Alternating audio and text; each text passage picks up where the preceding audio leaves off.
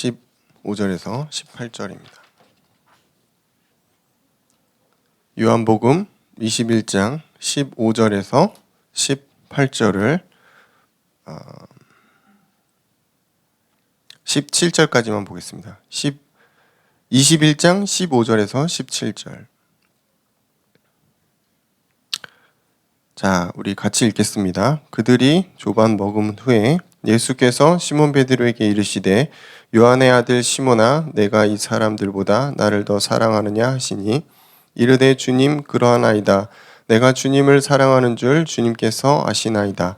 이르시되 내 어린 양을 먹이라 하시고 또 두 번째 이르시되 요한의 아들 시몬아 내가 나를 사랑하느냐 하시니 이르되 주님 그러하나이다. 내가 주님을 사랑하는 줄 주님께서 아시나이다. 이르시되 내 양을 치라 하시고 세 번째 이르시되 요한의 아들 시몬아 내가 나를 사랑하느냐 하시니 주께서 세 번째 내가 나를 사랑하느냐 하시므로 베드로가 근심하여 이르되 주님 모든 것을 아시오매 내가 주님을 사랑하는 줄을 주님께서 아시나이다. 예수께서 이르시되 내 양을 먹이라. 오늘 24일입니다. 공교롭게도 주일날 성탄 전날이 됐죠. 24일. 크리스마스 이브라고도 하고 교회를 다니는 우리 성도들에게는 굉장히 의미가 있는데 그냥 일반 불신자들에게는 글쎄요. 산타? 선물 주고받는 날? 파티하는 날? 괜히 그냥 마음이 들뜨고 이제 좀 있으면 한 해가 지나가고 예전에는 이제 번화가에서 막 캐럴도 나오고 그랬는데 요즘에는 안 나오죠. 그 법으로 안 된다고 하던데 어쨌든 분위기가 그렇게 막 썩 많이 나진 않아요 요즘에. 그죠? 근데 여러분의 나이가 이제 그런 거에 이렇게 마음을 막 이렇게 띄거나 그럴 나이는 아닌 거죠. 예, 솔직히 그렇습니다. 막 성탄절이 다가온다 여러분의 마음이 막 띄고 막 선물을 받을까 기대감을 그럴 나이는 아니잖아요. 예, 그래서 성탄절이 약간 점점 이제 시간이 지날수록 그냥 성탄절이지 이런 무덤덤한 그런 부분들이 있어요. 성탄은 사실은 산타가 주인이 아니죠. 예, 선물 주고받는 날도 아니고 파티하면서 즐겁게 노는 날도 아니에요. 사실은 그래요. 예수 그리스도가 오신 날입니다. 그 포커스에서 이게 많이 변질됐죠. 그래서 예수의 탄생, 이게 성탄의 가장 중요한 의미예요. 마태복음 1장 15절에서 25절을 보면은 예수님이 어떻게 나신 것에 대해서 기록하고 있어요. 먼저 예수님은 동정녀에서 탄생하셨다는 겁니다. 예, 남자와 여자 이렇게 해서 나온 게 아니고 여자 이 마리아의 태만 빌려서 성령으로 잉태된, 그래서 아담의 죄가 전가되지 않은 유일한 존재, 동정녀 탄생을 했다는 것이죠. 그러면서 21장에 보면은 이름을 예수라 하라. 천사가 와서 이 마리아한테 계시하잖아요. 이름을 예수라 하라. 근데 이 예수라는 뜻의 이름이 뭐냐면은 자기 백성을 그들의 죄에서 구원할 자다. 그러니까 이 예수라는 이름 안에 자신이 하나님이고 하나님이 자신의 백성, 이 땅의 모든 사람들을 위해서 구원할 메시아라는 것이 이 예수라는 이름에 담겨져 있다는 거예요. 그리고 또 예수 그리스도의 또 다른 이름은 임마누엘이에요. 우리가 잘 알고 있는 그 임마누엘. 교회 중에서도 임마누엘인 교회가 진짜 많아요. 저희 교단만 있는 게 아니고 임마누엘인 교회가 진짜 많은데 이 임마누엘이라는 뜻은 하나님이 우리와 함께 계신다는 겁니다. 예수님이 하나님이신데 그분이 이 땅에 오셔서 우리와 함께 하시기 위해 오셨다라는 거예요. 그래서 임마누엘입니다. 자, 그러면은 이 예수님의 탄생은 우리에게 어떤 의미가 있는가? 누가복음 2장 10절에서 14절을 보면은 천사가 예수님의 탄생에 대해서 이렇게 묘사하고 있습니다. 온 백성에게 미칠 큰 기쁨의 좋은 소식이다. 여러분 그 어릴 때 막 성극 같은 거 하시면서 이 구절 많이 했어요. 그죠? 보라 유대 땅에 베들레헴에 너희를 위해 구주가 나셨으니 뭐 어쩌고저쩌고 하면서 그죠? 큰 기쁨의 좋은 소식 이게 이 예수님의 탄생에 대한 가장 정확한 의미예요. 우리에게 큰 기쁨의 좋은 소식이라는 겁니다. 그래서 영어로 굿 뉴스예요. 이걸 다른 말로 하면 복음입니다. 그래서 전도를 한다, 복음을 전한다, 이거는 좋은 소식, 우리가 알고 있는 최고로 제일 좋은 소식을 다른 사람에게 전하는 거예요.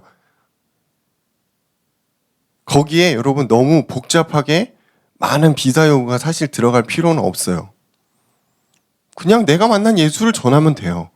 내가 하나님과 동행하면서 우리와 함께 하시는 그분이 나와 함께 하시면서 내가 좋은 거, 내가 편안한 거, 그거를 전하는 게 저는 전도라고 생각해요. 그거를 조금 우리가 구체적으로 체계적으로 한 게 구원의 길이에요. 굿뉴스. 예수님이 이 땅에 오셨다는 것은 2023년째 우리에게 좋은 뉴스가, 굿뉴스가 되고 있는 거예요. 그러니까 그 다른 말로 하면은 인간에게 있어서 온 인류에게 이거보다 더 크고 좋은 위대한 사실이 없었다라는 거예요. 자, 우리는 사실 여기서 반성해야 돼요. 우리에게 예수 그리스도보다 더 기쁘고 더 좋은 뭔가가 있다면은 그거는 뭔가 지금 포커스가 잘못된 거죠. 자, 이 예수 그리스도의 오심을 두고서 하나님께는 영광이요 사람에게는 평화로다 그랬어요. 왜 그럴까요? 예수 그리스도가 이 땅에 오신 것은 하나님의 일을 완성하기 위해 오신 거죠. 그래서 하나님께 영광이 되는 겁니다. 그런데 그 혜택을 받는 것은 누구죠? 우리 인간이에요. 모든 인류예요. 그래서 예수 그리스도가 우리와 함께 오셨다. 이것은 우리에게는 평화라는 것입니다. 제가 저번 주에 얘기했잖아요. 예수님이 부활하시고서 제자들을 찾아가서 막 꾸짖고 혼내신 게 아니고 평안하냐 그랬어요. 이건 무슨 말이죠? 내가 왔다. 이제 너희들은 평안한 것이다. 예수 그리스도의 복음을 받는 모든 인간은 사실은 평안해야 돼요. 왜냐? 평안 그 자체가 여러분 안에 들어왔기 때문입니다. 근데 내 마음이 좀 그렇지 않다. 뭔가 좀 불편하고 불안하다. 그러면 지금 뭔가 포커스가 잘못되어 있는 거예요. 우리의 관심사가 조금 다른 데 가 있는 경우들이 많은 거죠. 자, 그렇게 해서 우리가 이제 성탄의 의미를 다시 한번 생각해 보셨으면 좋겠고요. 거기에 대한 이제 축하의 밤이 오늘 오후 예배 때 있잖아요. 그래서 지금 뭐 교사로 빠져 있는 많은 청년들이 거기에 지금 리허설 가 있는 것 같아요. 이따 우리가 또 같이 참여하면서 예수님의 탄생을 축하하며 또 공연도 보고 좀 그런 의미 있는 시간이 되었으면 좋겠고요. 이제 다시 본문으로 돌아가서 아니 어떻게 예수님이 탄생을 얘기하고서 지금 다시 부활을 얘기해야 되는 이런 아이러니한 상황이 됐어요. 어쨌든 그렇습니다. 오늘 본문에 의하면 예수님이 제자들을 이제 찾아오신 상황이에요. 그죠? 저번 주에 찾아오셨어요. 왜 찾아오셨을까? 저는 그 생각을 해봤어요. 더 믿음 좋고 더 괜찮은 엘리트들을 찾아가야 되는 거 아닌가? 찾아가서 내가 부활한 예수다. 너희들 나를 믿어라. 이러면 뭐 얼마든지 더 쉽잖아요. 근데 그 배신했던 제자들을 다시 찾아가셨다라는 거예요. 예수님이 그만큼 제자들을 사랑하신 거예요. 자, 우리가 살면서 하나님 부인할 때도 간혹 있죠. 하나님 원망할 때도 있죠. 내 뜻과 다르기 때문에 우리가 가끔 그럴 때가 있어요. 근데 그럼에도 불구하고 하나님은 다시 여러분에게 손을 내미신다는 거죠. 왠지 아세요? 사랑하기 때문입니다. 부모는 자녀를 엄청 사랑해요. 대부분 그렇습니다. 호적에서 파내지 않는 이상. 자녀가 어떠한 잘못을 해도 돌아온 탕자처럼 다시 받아주고 사랑해주는 게 부모거든요. 하나님의 사랑은 그래요. 여러분이 아무리 하나님을 멀리하고 하나님을 떠나고 하나님이 없다고 말해도 하나님은 여러분을 기다리고 있고 여러분에게 끝없는 사랑의 손을 내밀고 있다는 거죠. 그 마음으로 예수님 제자들을 찾아오신 거예요. 그래서 자신이 떠난 이후에 제자들이 해야 될 그 사명과 일들을 알려주시고 가시는 거예요. 예수 그리스도의 죽음 이후에 베드로와 제자들은 다시 업으로 돌아갑니다. 성경에 나와요. 그럴 만도 하죠. 예수님은 제자들의 거의 신과 같은 어마어마한 존재잖아요. 예수님만 믿고 따르면 3년을 달려갔는데 아니 그분이 없어졌어? 그러면 어떻게? 다시 먹고 살아야죠. 세상으로 가야죠. 자기 살 길을 찾아갑니다. 이거는 예수 그리스도와 단절된 관계를 뜻해요. 자, 그러면 어떻게 되냐면은 어떤 결과가 났죠? 업으로 다시 돌아갔는데 아무것도 잡지 못했다고 나와요. 밤새도록 그물질을 했는데 아무것도 잡지 못하는 거예요. 예수 그리스도와 단절된 상태에는 사실은 응답이 없고 마음이 허무하다라는 거예요. 제자들이 그런 마음을 느꼈겠죠. 물고기를 잡을 마음으로 간 건 아닌 것 같아요. 그죠? 그냥 허전하니까 뭐라도 하자. 금을 던지고 그런 거지. 근데 마음에는 예수님이 죽으셨어. 그 슬픔과 이제 멘탈이 무너진 거지. 그 상황에서 굉장한 허무함이 왔겠죠. 그때 예수님이 찾아오세요. 그리고 나서 그물을 오른편에 던져라 이렇게 말씀하십니다. 아니 그동안 제자들이 숱하게 갈릴리 바다를 돌아다니면서 계속 그물질을 했는데 안 나왔는데 지금 와가지고 낯선 누군가 와가지고 오른쪽에 던져라 이러는 말이 안 되잖아요. 근데 제자들이 그 말을 순종하고 던졌습니다. 그리고 나서 놀라운 일이 벌어지죠. 그물이 찢어질 정도로 고기가 많이 잡혔다라는 거예요. 그때 베드로가 직감하죠. 주님이구나. 왜냐하면 이 베드로가 예전에도 이런 상황을 겪었잖아요. 그죠? 아무것도 없이 막 그렇게 헛수고 하다가 예수님이 낮은 곳에 그물을 던져라 이랬더니 엄청 많이 잡혔던 그게 딱 떠오른 거죠. 그리고 나서 베드로가 주님이시구나 이렇게 성경에서 말했다고 나오죠. 그리고 나서 바로 그 길로 바다로 뛰어들어갔어요. 뭘 재고 준비하고 이럴 거 없이 그냥 바다로 뛰어들어갔다는 거죠. 다른 것을 생각할 필요 없이 베드로는 주님이라는 확신이 든 순간 바다로 뛰어들어갔다는 거예요. 여러분의 마음에 공허함이 있습니까? 허무함이 있습니까? 실패로 인해, 두려움으로 인해 여러 가지 어려운 상황이 있으신가요? 주님 말고는 나에게 길이 없다는 확신이 드신다면 여러분 주님에게 올인하셔야 돼요. 베드로가 그러니까 현명한 사람이에요. 바다로 뛰어든다. 이거는 굉장한 용기가 필요하고 적고 막 복잡하잖아요. 근데 그런 거 생각하지 않고 주님께로 올인해서 나아갔다라는 거예요. 그리고 나서 같이 생선을 먹고 하시면서 예수님이 이제 우리가 읽은 본문의 내용을 쭉 말씀하시죠. 그때 예수님이 이런 질문을 먼저 하세요. 베드로에게. 네가 이 사람들보다 나를 더 사랑하냐라는 거죠. 사랑한다. 이 표현이 참 의미가 있어요. 여러분 하나님과 여러분은 어떤 관계이세요? 구원으로 맺어진 사랑의 관계예요. 사랑이 없어지면 의미가 없는 관계라는 거예요. 그래서 예수님은 계속해서 베드로에게 확인하시는 거예요. 네가 나를 진짜 사랑하냐는 거죠. 여러분과 예수 그리스도, 여러분과 하나님, 여러분과 성령 그 같은 말인데 그 관계에서 사랑이 끊어지면 이것만큼 의미 없는 관계가 없어요.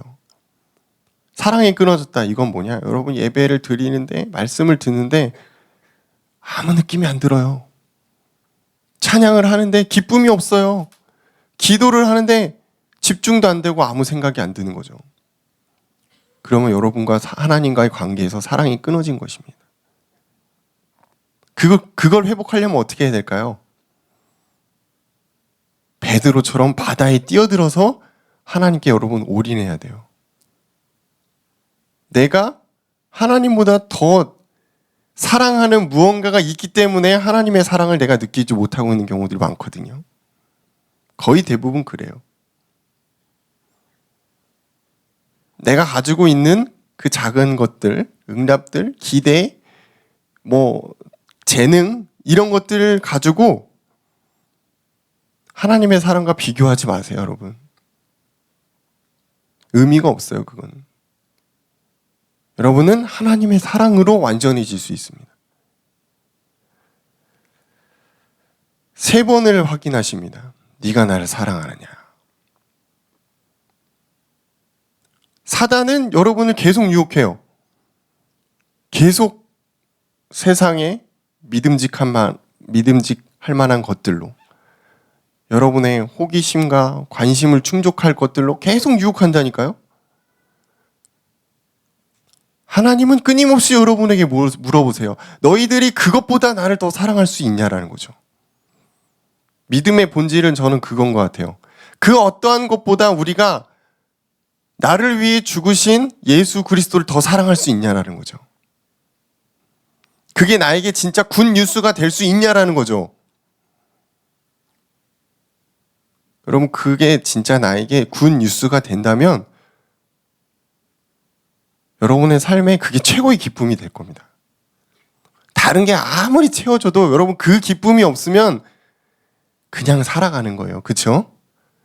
의미가 없어요. 아무리 맛있는 걸 먹고 여러분 좋은 곳에 가고 월급이 오르고 다 그래도 그게 의미가 없어진다니까. 왜? 그리스도의 사랑이 나에게 없잖아요. 자, 그래서 예수님이 베드로를 이제 어떻게 보면 이제 모델로, 표본으로 해서 물어보시는 거예요. 첫 번째, 내 어린 양을 먹이라 이러시죠. 자, 어린 양은 누굴까요? 영적으로 미성숙한 후대를 뜻합니다. 다음 세대를 뜻해요. 여러분이 혹시 여기 계층의 교사가 있다면 여러분이 맡고 있는 그 계층의 아이들이 어린 양이 될 수 있겠죠. 여러분의 가족 중에 여러분의 동생이 있습니까? 친척이 있습니까? 후배가 있습니까? 직장 안에서 여러분이 케어해야 될 어떤 존재들이 있나요? 어린 양이 되겠죠. 그 어린 양을 먹이라는 거예요. 어떻게 먹이죠? 하나님의 것으로 양육을 하라는 거예요. 아무거나 막 세상의 것 먹이지 말고, 내 부신앙 먹이지 말고 하나님의 말씀과 복음 굿뉴스로 양육해라 이겁니다. 그게 하나님이 여러분에게 부탁하신 일이에요. 제가 많은 사실 직업을 택할 수 있었죠. 근데 내 어린 양을 먹이라, 양을 먹이라 이 구절을 읽고 결심했던 것 같아요. 내가 그냥 직장 생활하고 뭐 사업을 하고 그런 것보다 조금 남들보단 다르게 조금 더 내가 하나님의 사역에 집중했으면 좋겠다. 그리고 그 중에서 특별히 후대, 다음 세대를 위해서 좀 내가 하나님께 헌신할 수 있으면 좋겠다라는 생각을 하면서 오다 보니까 목사가 됐어요. 아시다시피 목사라는 직업은 돈을 버는 직업이 아니죠. 쉽지 않습니다. 그럼에도 불구하고 이 길을 가는 건 사실은 사명의 어떤 그게 크거든요. 하나님이 나에게 맡기신 일, 이거라면은 나는 돈과는 상관없다는 거죠. 하나님이 여러분에게 맡기신 어린 양이 있어요. 분명히 있어요. 근데 지금 내 상황이 어려우니까, 지금 내가 너무 급하니까 내가 모른 척하고 있는 경우들이 많아요. 나 먹고 살기 바쁘다 이거죠. 그죠? 청년이 쉽지 않잖아요. 그럼에도 불구하고 하나님이 여러분에게 맡기신 어린 양이 있다면 그 어린 양을 말씀으로 온전히 먹이시기를 주의 이름으로 축원합니다. 두 번째, 예수님이 베드로에게 또 물어보시잖아요. 네가 나를 진짜 사랑하냐? 그랬더니 베드로가 네 주님 그렇습니다. 염치도 없어 사실 그지? 베드로는 하루 동안에 예수님을 3번 부인한 사람이에요. 근데 예수님이 그렇게 물어보시니까 베드로가 진짜 자기 중심에 고백을 하는 거예요. 그때 예수님이 뭐라고 하시죠? 내 양을 치라 라고 말씀하시죠. 두 번째. 여기서 친다라는 뜻, 포이마엘이라는 이제 헬라어인데 영어로는 take care예요. 돌본다는 거죠. 보호한다는 거죠. 그릇된 길로 가기 쉬운 영혼들을 보호하라라는 것입니다. 이게 내 양을 먹이라는 의미보다 조금 더 이제 보호에 대한, 케어에 대한 내용들이 있는 거예요. 여러분의 주변에 막 아무거나 먹고 다니는 양들이 있어요. 막 이단 그런 것도 듣고, 그죠? 이상한 세상의 막 소리들 막 그런 것들 다 머리에 갖고서 자기의 자기 생각에 빠져서 살아가는 많은 그런 사람들도 있잖아요. 그들로부터 보호해라는 그릇된 길로 가기 쉬운 영혼을 보호하는 것도 여러분의 역할입니다. 그리고 세 번째는 다시 양을 먹이라라고 말씀하시는 거죠. 아까 그 양이랑 조금 달라요. 어린 양이랑 일반 양이 있는 거죠. 이 양은 영적으로 성숙한 영혼들이 있죠. 뭐 여러분 정도 되겠죠. 이제 복음의 깊이도 좀 있고 응답도 좀 받고 신앙생활도 좀 한 그런 영적으로 약간 성숙한 그런 영혼들을 말씀으로 성장시키고 더욱더 성숙하게 하는 거예요. 코에노이네 같은 거죠. 서로 교제하고 서로 힘을 주고 서로 회복시킬 수 있도록 도와주는 그런 공동체를 만들어가는 거예요. 결과적으로 그렇습니다. 하나님이 여러분에게 제자들에게 부탁하신 것은 너만 돌보지 말고 너의 다음 세대, 너의 주변, 하나님이 너에게 맡기신 양들을 복음으로 케어해라라는 것입니다. 하나님 우리에게 원하시는 것이 있다면 후대, 다음 세대를 세우는 것입니다. 그리고 나에게 맡기신 영혼들을 세우는 것입니다. 그러려면은 여러분 하나님과의 사랑의 관계를 회복하는 게 제일 먼저예요. 하나님과 내가 사랑으로 끊어졌는데 누구를 돌보겠습니까, 여러분? 무슨 정신으로 전도를 할 거예요? 그렇죠? 먼저는 여러분이 하나님과 복음으로 끊임없이 연결되어 있는, 서로 주고받는 그런 관계가 돼야 돼요. 자, 이 일을 우리가 할 때 억지로 하면 안 된다라고 성경이 나와 있습니다. 억지로 할 거면은 그냥 혼자 누리시는 게 제일 낫고요. 하나님이 나에게 이 마음을 주실 때 후대, 다음 세대를 마음에 담게 하시고 우리 주변의 가족들이나 친척들이나 여러분의 그 직장이나 현장에서 정말 마음이 담기는 사람들이 더러 드물게 있죠. 그 사람들을 생각할 때 마음이 뭔가 뭉클하고 그럴 수가 있죠. 예, 저처럼 차가운 인간도 간혹 있거든요. 여러분은 더 감수성이 예민하니까 있겠죠. 근데 성경에서는 뭐라고 하냐면은 베드로전서 5장 2절 너희 중에 있는 하나님의 양의 무리를 치되 억지로 하지 말고 하나님의 뜻을 따라 자원함으로 하여 더러운 이득을 위하여 하지 말고 기꺼이 하라 이렇게 나옵니다. 하나님이 여러분에게 주시는 마음을 가지고 하면은 하나도 힘들지 않아요. 진짜 안 힘들어요. 제가 예전에 그 청소년 사역을 할 때 지금도 기억이 납니다. 인천 쪽이었어요. 인천 쪽인데 제가 그때 차가 없는 시절입니다. 지하철을 타고 가야 돼요. 1시간 반 넘게 걸려요. 갔는데 얘가 없는 거예요. 학원을 갔다는 거예요. 빵꾸를 낸 거죠. 미치겠는 거죠. 다시 돌아가야 되는데 또 1시간 반이죠. 그렇게 한 여러 번 했거든요. 그만하자 그럴까? 막 그런 생각이 들 정도로 시험이 들더라고요. 근데 왔다 갔다 하면서 제가 뭘 했냐면은 말씀을 듣고 정리를 하고 그런 시간들이 있었죠. 그러면서 하나님이 이 한 영혼에 대한 마음을 주셨던 것 같아요. 그 마음이 없으면 안 가요. 간다고 뭐 저한테 이득이 있습니까? 그쵸? 이득이 있는 게 아니에요. 그냥 하나님이 이 영혼을 붙이셨는데 필요하니까 가라. 근데 갔는데 만나지도 못하고 문에서 다시 돌아오고 허탈한 마음을 또 주시고 돌아오면서 또 말씀으로 충전하고 다음 주에 또 이 영혼을 향해서 기도하면서 갔던 기억들이 떠올랐어요. 자, 여러분 중에 혹시 어린 양 중에 그런 사람이 있으면은 하나님이 여러분에게 맡기신 사람이 확실합니다. 끊임없이 하나님의 사랑을 확인하시면서 그 사람에 대한 계획을 여러분 생각해 보세요. 그러면은 그 사람뿐 아니고 여러분에게도 계획이 있다는 것을 알게 될 겁니다. 한 영혼이 천하보다 귀하다고 얘기하잖아요.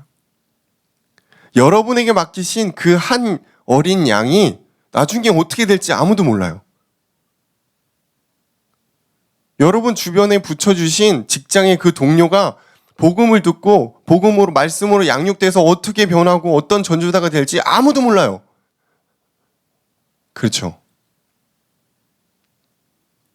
그래서 내 양을 먹이고 내 양을 치고 이 일이 하나님이 가장 기뻐하시는 일이라는 확신이 듭니다.